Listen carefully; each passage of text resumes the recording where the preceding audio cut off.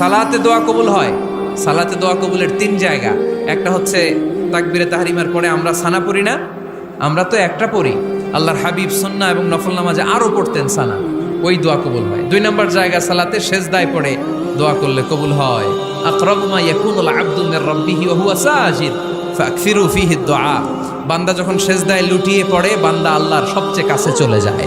তা কিন্তু বিশ্বনবী বলে, সেজদাটা তোমার রবের কুদরতি পায়ের উপরে পড়েছে। সেজদায় পড়ে দোয়া করেন। সালাম ফিরানোর আগে বিশ্বনবী দোয়া করতেন, লা ইউসাল্লিমান্না আহাদুকুম হাত্তা ইয়াতাআওয়াযা মিন আরবা'a।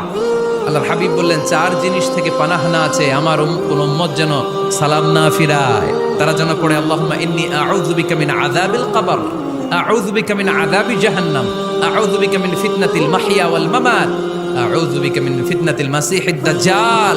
আল্লাহ কবরের আযাব থেকে বাঁচাও, আল্লাহ জাহান্নামের আগুন থেকে বাঁচাও, আল্লাহ জীবন মরণ